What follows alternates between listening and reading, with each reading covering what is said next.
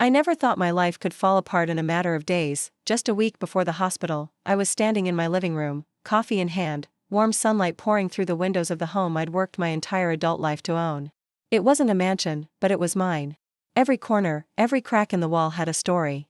I'd worked 2 jobs for years, skipped vacations, cooked at home, cut corners, all to buy and build this place. My home was my heart, then the pain. Started at first, I thought it was just stress. I'd been feeling more tired than usual, working overtime, helping our aging parents with groceries, and managing everything alone. But when I collapsed in the parking lot of the pharmacy, clutching my side, it became clear this was something much worse: emergency surgery. Internal bleeding. I don't even remember the full diagnosis. Everything became a blur of white walls, antiseptic smells, and monitors beeping. I spent a week in and out of consciousness. My phone was dead. My bag was somewhere back at home. I was isolated. Completely. I expected my sister, Zara, to be the first one at my bedside. She was older than me by 2 years, always charming, always the golden child. Growing up, I was the quiet one, the reliable sibling, the one who stayed out of trouble and stayed behind when our parents got sick. Zara, on the other hand, had always been free-spirited, floating from one thing to another, never really settling. I never resented her for it. Not until now, because when I finally came to, groggy and disoriented, I asked the nurse if anyone had come to see me. She checked the chart. "No visitors so far," she said gently. "Do you want me to call someone?" I shook my head. Maybe they didn't know yet. Maybe they were busy. A few more days passed. Then one morning, my cousin Aisha showed up, looking pale and uncomfortable. She hugged me quickly and sat at the edge of the bed. "You're okay," she whispered, almost like she was surprised. "Why wouldn't I be?" I said, trying to laugh. "It's just a medical emergency." She didn't laugh. Her eyes were flickering all over the room, avoiding mine. That's when I knew something was wrong. I asked her what happened, and what she told me shattered me. While I was in surgery, Zara had shown up at my house with a locksmith. "She told the neighbors you'd asked her to stay there while you were recovering," Aisha said. "She moved in, brought her stuff, changed the locks, and even told the mailman to forward your letters to her name." My jaw dropped. What? "That's not all," Aisha added. "She posted pictures on Facebook. Redecorated. Threw out some of your furniture. Said it was her house. Now." I felt like I couldn't breathe. "She told people you signed it over to her," she said, her voice shaking. "I hadn't signed anything. I hadn't even spoken to Zara in over 2 weeks. The last time we talked, she'd borrowed my blender. She told mom and dad too," Aisha continued, "and they believed her. Your mom told everyone you gave Zara the house as a gift." It felt like a punch in the chest. I wanted to scream. How could they believe that? How could my own parents, who knew how hard I worked, believe I'd just handed over my house like it meant nothing to me? I tried calling them that afternoon from the hospital landline. No answer. I called again and again. Finally, my mother picked up. Her voice was cold. "Why are you calling from the hospital? I've been here for a week." I snapped. "Why? Didn't you come?" There was a pause. "Zara said you were fine.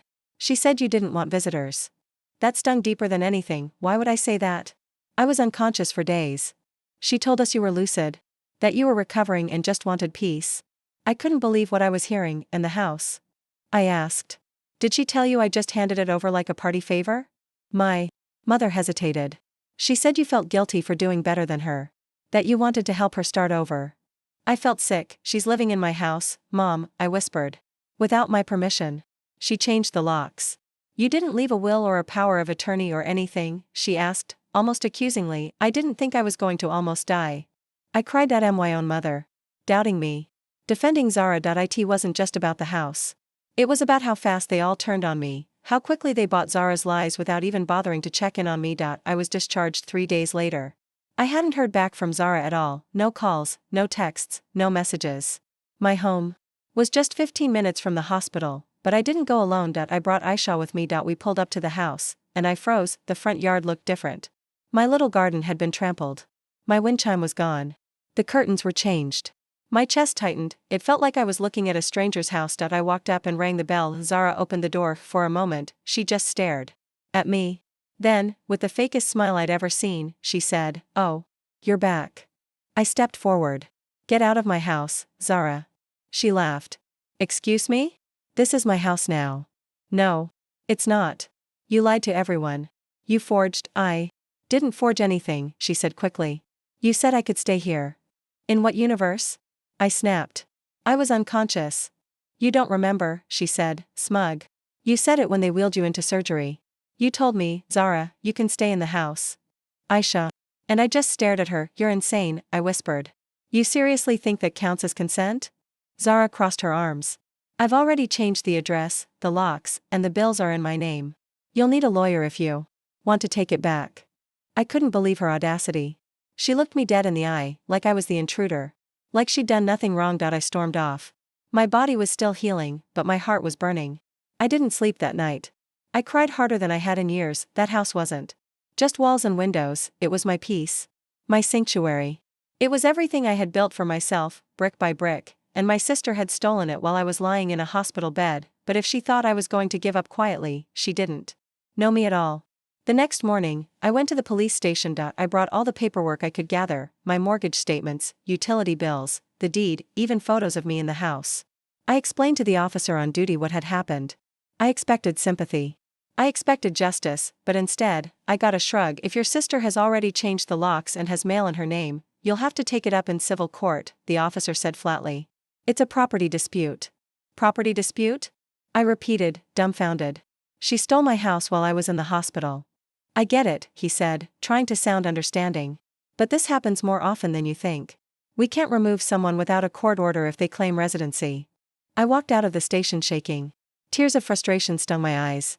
It felt like I was trapped in a nightmare where nothing made sense, where lies were stronger than truth, and family meant absolutely nothing. I called my parents again that night. My father picked up this time. He sounded tired, like he didn't want to talk to me. Dad, please, I begged. You know this isn't right. That house is mine. I worked for it. Zara just waltzed in, she's going through a tough time, he cut in. I blinked. I was in the hospital. She's your sister, he said. She said you told her she could stay there. Maybe it's all a misunderstanding. It's not a misunderstanding. I shouted, my voice cracking. She's lying. She's asleep. You just never see it. Silence. Maybe, he said finally, you could just let her stay until she gets back on her feet. I wanted to laugh. Or scream. Or just disappear. You're picking her over me, I said quietly. She needs help. So did I. And he hung up. I felt more alone in that moment than I ever had before. It wasn't just Zara betraying me, it was my whole family turning a blind eye. I started to wonder if they ever truly saw me. Or if I had always been invisible unless someone needed something, but I wasn't going to let her win. I got a lawyer the next day, a kind woman named Sima who couldn't believe what I'd been through. After reviewing everything, she told me exactly what I needed to do. She has no legal right, Sima said firmly. But this is going to be messy. Because she's technically in possession now, we have to file an official eviction and take her to court. We'll also report her for fraud and trespassing. Just hearing those words gave me hope. The legal wheels began turning, slowly, painfully, but at least something was happening. I sent Zara a legal notice through my lawyer, demanding she vacate the property within 14 days. I knew she'd ignore it. I also knew she'd get nastier. I was right. The day after the notice arrived, Zara posted a long Facebook status. It breaks my heart that my sister would try to throw me out during the hardest time of my life. I've been living in our family home while she recovers, and now she's threatening me with lawyers. What happened to compassion? To family? I thought we were sisters. She attached a picture of herself standing in my kitchen, smiling sadly with a mug in her hand. The comments poured in. Sympathy. Outrage. Support. Your sister sounds selfish. She should be helping you, not suing you. Wow. Some people just care about money. It was like being stabbed with 1,000 tiny knives. I wanted to reply. I wanted to scream the truth. But Sima advised me not to. Let the facts speak in court, she said, but facts didn't stop the messages. People I hadn't spoken to in years were suddenly in my inbox, accusing me of cruelty. Distant relatives texted me to make peace. One even told me to stop being materialistic. The only person who stood by me was Aisha. You don't owe anyone an explanation, she told me. Let them talk. You know the truth. I tried to stay strong. I kept showing up to work, going to doctor's appointments, collecting documents for court, but every day, I passed by my own house and saw her car in the driveway. It made me sick. She even had the nerve to put up a new mailbox, with her name on it. Then came the worst blow. My boss called me into his office. He was kind, but his voice was serious. There's been a complaint, he said. Someone sent an anonymous email suggesting you're mentally unstable and unfit for your role. My stomach dropped. I knew who it was. I didn't need proof. I knew it was Zara. Thankfully, my boss didn't believe it, but it was enough to shake me. She wasn't just stealing my house. She was trying to destroy my entire life. We finally got our court date. It took weeks. Zara didn't even try to look apologetic when we arrived. She came in wearing designer sunglasses, holding a new phone, acting like this was all some big inconvenience. She didn't even look at me. She had a lawyer, some young guy who clearly didn't know what he was getting into. He tried to claim Zara had verbal permission to move in, but the plaintiff was undergoing emergency surgery and was unconscious at the time. Sima shot back. How is a dying woman's incoherent words binding legal consent? The judge raised an eyebrow. Zara claimed I told her I didn't want the house anymore, that I felt bad for her. We have no written documents, no signed transfer, no notarized statement, Sima said. This is not a dispute between two parties. This is theft. I looked Zara in the eye for the first time that day. She looked nervous. I think it hit her then that she couldn't talk her way out of this. Then Sima dropped the bombshell. She'd managed to pull Zara's recent bank records. It showed Zara had sold some of my furniture, including an antique chest that belonged to our grandmother, for cash on Facebook Marketplace. We had the listing. The sale confirmation. The messages. Zara's lawyer paled. The judge frowned. Miss Zara, do you have anything to say in response? Zara mumbled something about misunderstanding, that she thought it was hers. The judge didn't buy it. That day, the judge granted me full possession and ordered Zara to vacate the property within 72 hours. He warned her that failure to comply would result in police intervention and additional charges. I should have felt relieved, but I didn't because, as we left the courtroom, Zara brushed past me and muttered, "You think this is over?" It wasn't a threat. It was a promise. I went back to my house the next day with the eviction order in hand. I was ready to reclaim what was mine, but when I opened the door, my heart broke. The house was trashed, broken picture frames, scratched walls, torn curtains, my mattress slashed. Every memory I'd tried to preserve was ruined. She destroyed it out of spite. I stood in the middle of the wreckage, shaking. This wasn't just a house anymore, this was a crime scene. My sister hadn't just taken my home. She'd tried to take me, but if she thought that would be the end of me, if she believed that I'd crawl back into the shadows, broken and defeated, she didn't know what I was capable of, because now I wasn't just fighting for a house. I was fighting to never be invisible again.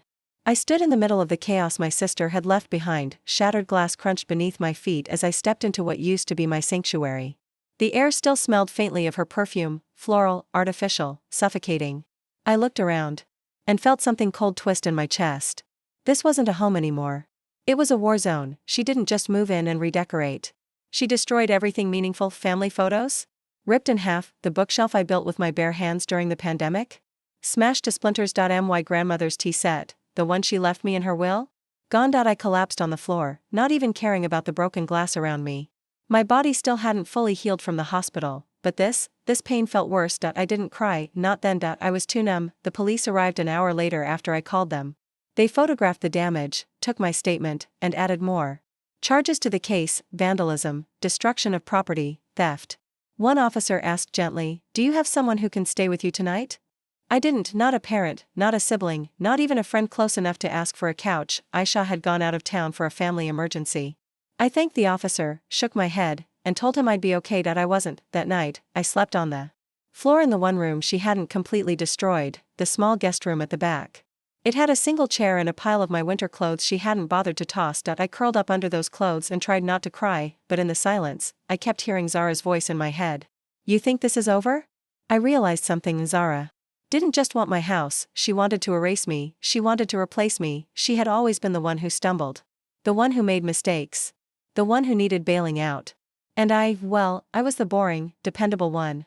The one who worked, stayed home, sacrificed, kept everything going. But this time, I broke, and she couldn't stand that I might come out stronger on the other side. That next morning, I woke up with a fire inside me I hadn't felt in years. I wasn't going to just rebuild. I was going to rise. I hired a restoration company.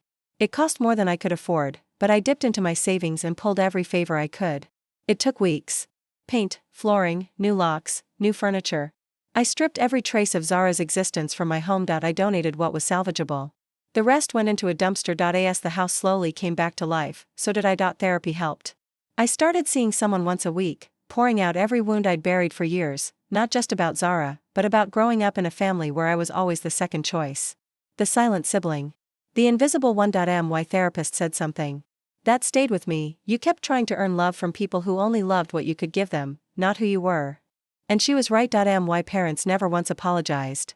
Even after the court case, after Zara's lies were exposed, they barely acknowledged what she did. My mother told me it was a sisterly misunderstanding. My father said, you two should work it out. Zara? She went silent, she vanished from social media.